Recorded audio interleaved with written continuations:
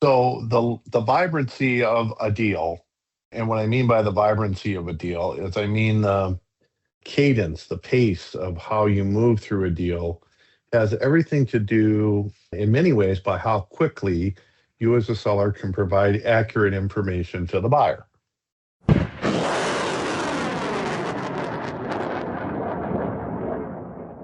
Hello and welcome to this week's Shoot the Moon podcast, broadcasting live and direct from Revenue Rocket World Headquarters in Bloomington, Minnesota. Revenue Rocket is the world's premier advisor to tech-enabled services companies. With me today are my partners, Ryan Barnett and Matt Lockhart. Welcome, guys. Great to be here, Mike. The M&A guys, right? You're probably listening to this after Thanksgiving, so we hope everybody had a wonderful Thanksgiving with their families. And excited to continue our series here, Ryan. What's going on? Absolutely. So at Revenue Rocket, we're 100% focused on IT services companies who are going through the path of a merger or acquisition and really helping companies understand what that's like. And so as part of the series, it's our masterclass on what it means to sell your IT services firm. And so today, last week, we looked at just what was it like to have the decision to sell. And in this episode, we're really looking at what does it mean to be ready. And so as you're looking for just the highest of high level, we've got several other podcasts that we'll link in the descriptions here on other ways to get ready. But today, Mike and Matt really wanted to pick your brain on what does it mean to be ready and what do you need to do to get the house in order to start a process. And so, Mike, why does it preparing early make such a difference in both the valuation of the company and the speed of a deal? Yeah, great question, Ryan. So the vibrancy of a deal, and what I mean by the vibrancy of a deal is I mean the cadence, the pace of how you move through a deal has everything to do in many ways by how quickly you as a seller can provide accurate information to the buyer. And so preparing early means that you've sort of cleaned your data, and that can be everything from customer lists to contracts to financials to systems to, you name it, right? And that good prep allows you to react quickly when it comes time to do diligence. And we'll talk more about it in this podcast, what that really means. But, in short, we think I'll introduce this concept of the vibrancy of the cadence of a deal means a lot to your ability to actually get it done. We often say time kills all deals, so you don't want to put excessive time into a process because you need to go do data cleansing or prep or pull things together. I think having your house in order from a systems and data perspective certainly makes things easier and will prevent surprises that the buyer may discover if you haven't put this time in up front. Absolutely. So Mike, clean deals, clean data really starts to build trust from day one. And to get to clean data, that requires a number of documents that you're going to look for.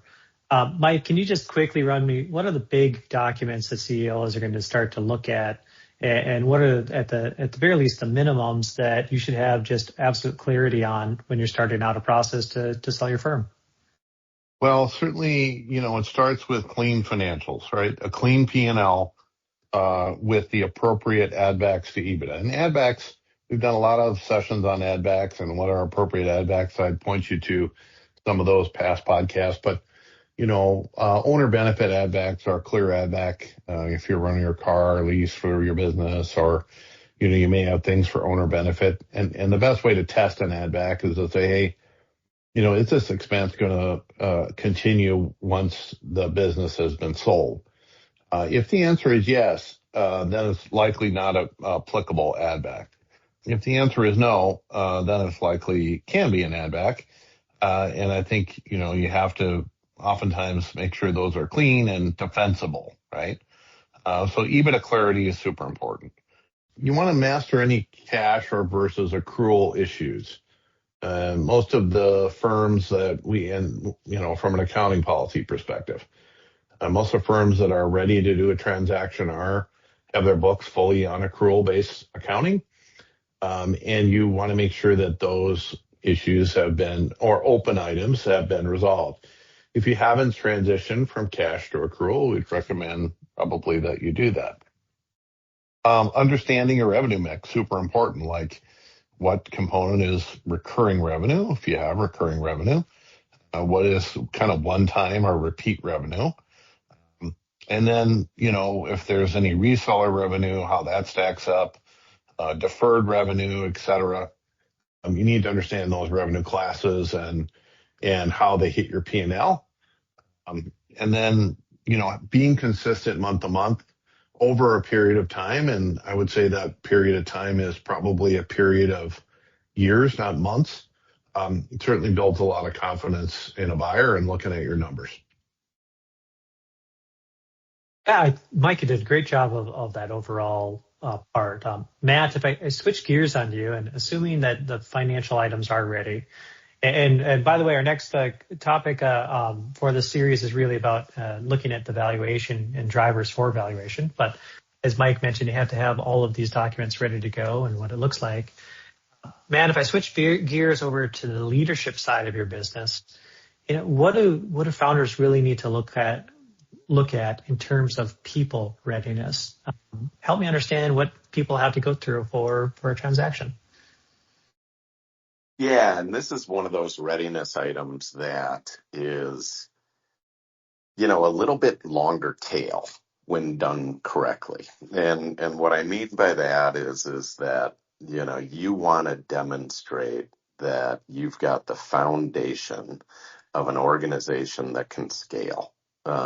So you have started to put people in place in the most important sort of leadership roles. Obviously, your sales and marketing function, your internal operational functions, your delivery functions, if you will, like customer management, et cetera, and demonstrating that, there's not a high dependency upon an owner, and that leadership function is well oiled and mature and in place, which sets the foundation for continued growth.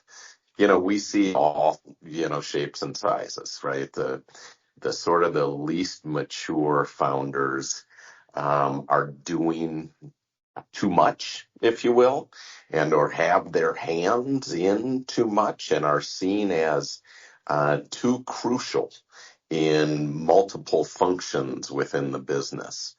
And oftentimes what we'll hear from those founders is, hey, I really want to take care of my people, right?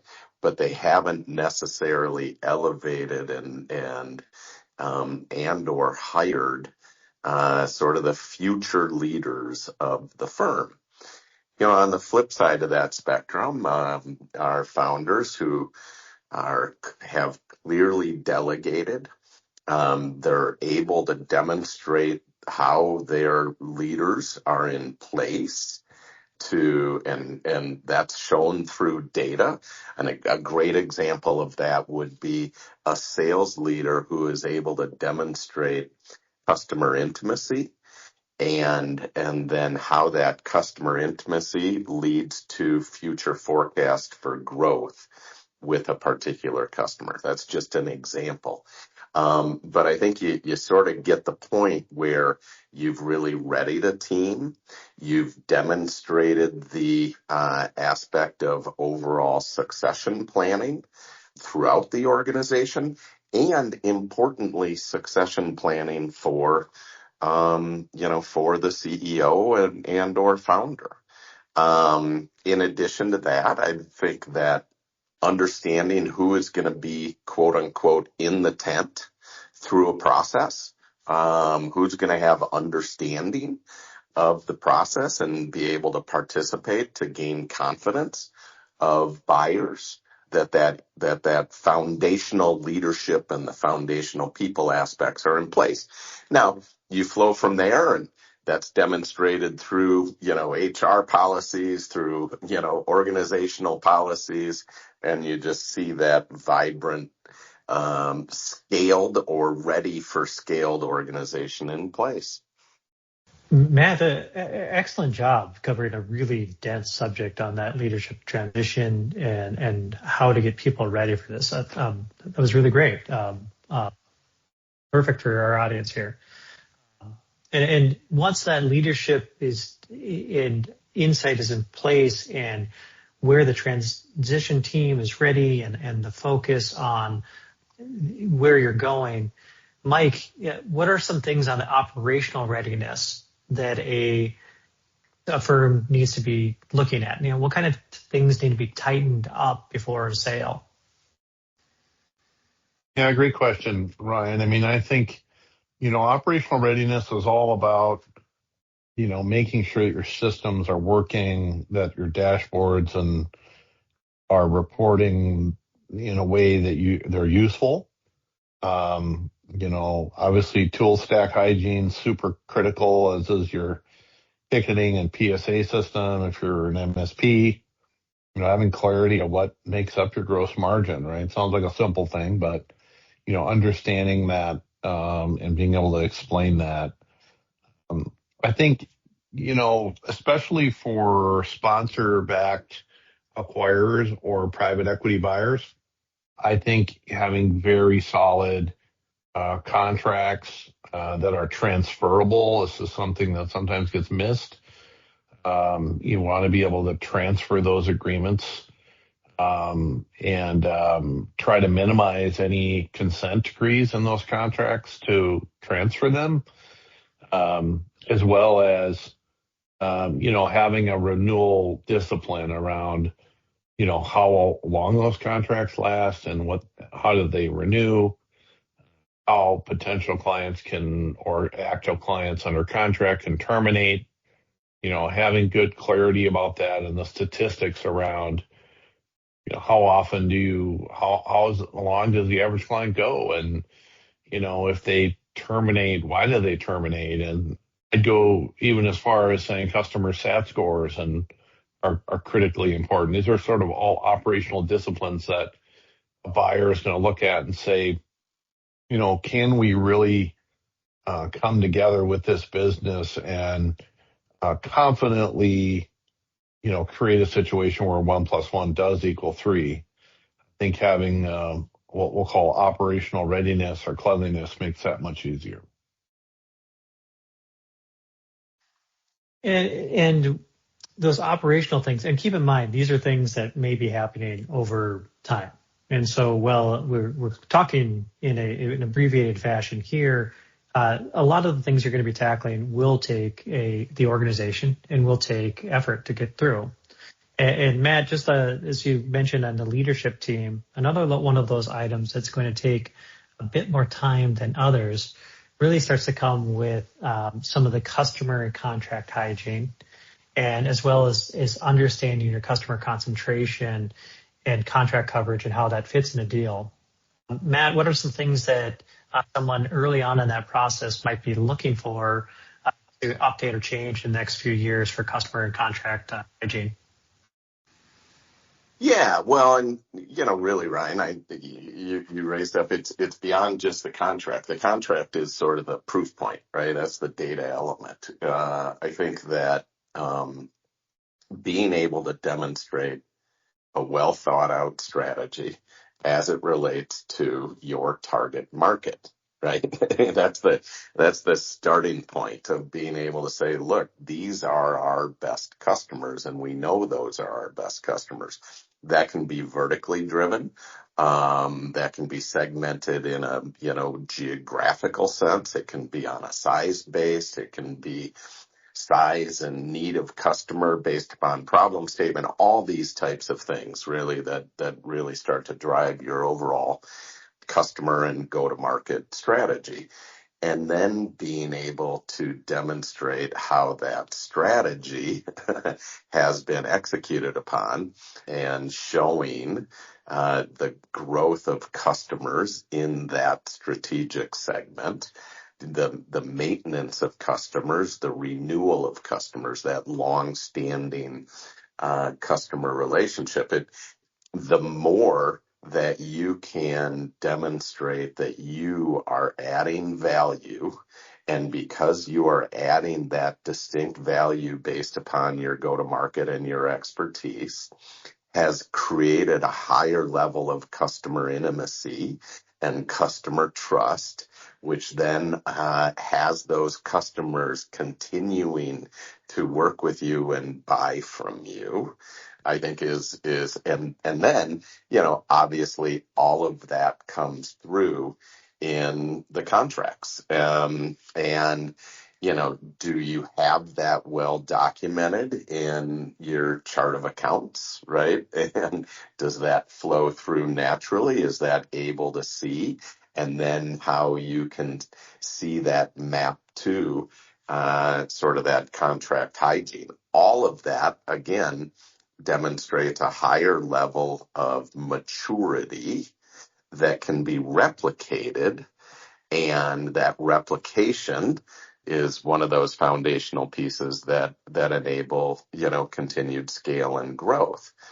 When that's not seen, buyers are like, oh, okay, well, I'm going to have to discount, because not only do I need to obviously bring in a higher level of expertise around sort of that sales and customer management function within a business, but I probably need to clean some things up, right? And just it's going to have an impact on valuation and attractiveness within the business. And now these are things that it's not like you need to recreate the wheel. There's understood method to be able to do this. Now, some of that strategic thinking, you may need to get some help with, but the practices and sort of that operational excellence related to these things should be pretty well understood. And then again, to your point, Ryan, it comes through in the data in your chart of accounts and your contracts. And it is an absolute, the easier it is for buyers to see the cleanliness and the trustworthiness of that data, the faster it is that they're going to be able to come closer to you. Right. And a lot of those, as you mentioned, some of those, either the documentation or collection of documents through this process starts to help.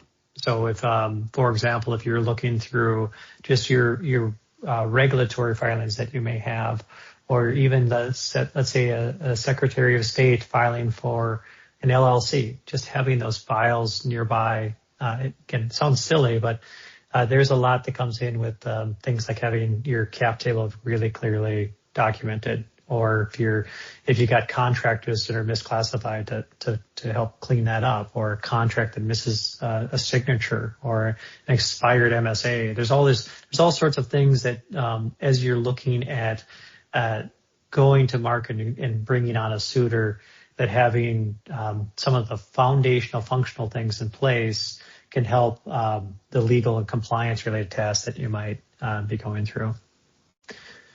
Mike, Matt, this has been a very helpful episode. I love, Mike, if you're to think about something and let's say an owner only has 90 days to get ready.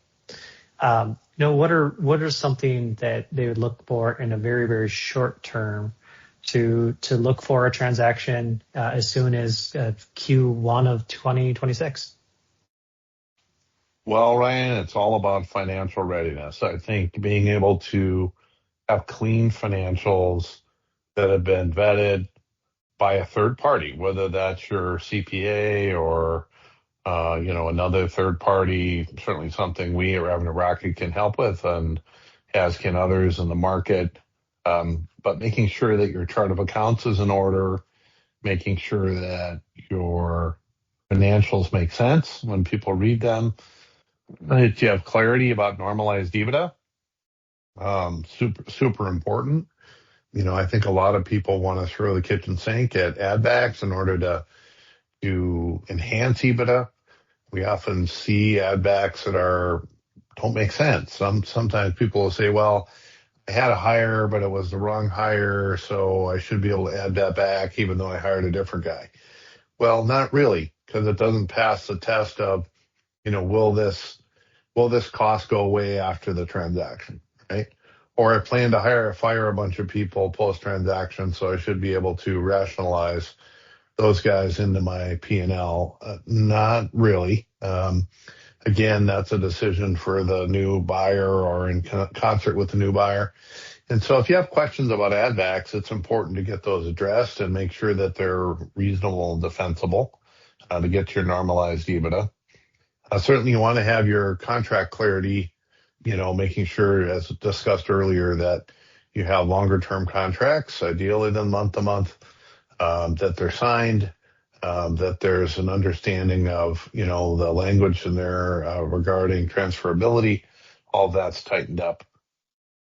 And then I think understanding leadership assignments, and who does what, sometimes we say who's who in the zoo, so to speak, at the firm, so that people know if a third party is looking at it, they understand, organized and reasonable reporting structures and responsibility for areas of the business that doesn't necessarily rely on you as a founder. Having that organizational structure in place. We often say, it's working your way out of a job, that you've put those things in place so that you have flexibility to either work on more strategic things or continue to play maybe a new role with a new entity or new suitor. If you're selling in, all those are important considerations. The other item I would mention is, beginning to build a data room. Anyone that wants to look at your business is going to want to look not only at your financials, but these other items that we've just mentioned, and being able to prepare a data room, a place that you have some controls around being able to know who's in there and when, and, sort of revision tracking and access logging and that kind of thing. Begin to put the data from, your financial data, contract data, some of those things. You could check certainly a due diligence list of the things that a buyer might want to look at, both preliminary and more detailed, and begin to assemble those. I would certainly be thinking of all those things if you only had 90 days, Ryan. Great wisdom, great knowledge, nuggets of wisdom there, Mike. I think that's great work. Matt, really, I'll lean it for you just for any last thoughts that you might have. Yeah, I think that the last piece, and we talked about this last week, the concept of selling in versus selling out, and thinking about that in the context of your organizational readiness, and then kind of hearkening back to being able to demonstrate your strategy, the strategy that you had in the past few years that has resulted in kind of where you are now, and the strategy that you have moving forward. Now, if you're selling in, obviously you're going to be a part of executing upon that strategy. If you're selling out, how does that strategy, how can somebody else take that strategy or meld their strategy into yours? I think that that's sort of a key component. So, we talked that knowing, which sort of direction you're going there is absolutely key. But what is consistent across those is that you can demonstrate to a buyer that, the organization has been well thought out, right? The approach to the market, your differentiation, how you are going to add more value to your target market than anybody else, and then how your organization is ready to execute upon that. Regardless of whether you are there or not. So I think that that's sort of that overall aspect. we sort of bounced back and forth from higher level strategic organizational things to somewhat a little bit more tactical readiness data elements. All of these things need to be well thought through, which is why we're here, guys. We're here to help. And this is what we do day in and day out, is to help people get ready, with all of these elements. So, great subject here, Ryan, and super excited for the next one. Absolutely. Well, we'll continue this series on the Masterclass and really selling your technology services firm or getting ready for that transaction. We are here for you throughout the rest of this year and into 2026 as you look to plan forward. Mike, I'll turn it over to you for any follow-up. Sounds great, Ryan. Thanks, Ryan and Matt, for another great podcast. With that, we'll tie a ribbon on it for this week's Shoot the Moon podcast. Encourage you to tune in next week for the next podcast in the series, Masterclass. Make it a great week and a great month.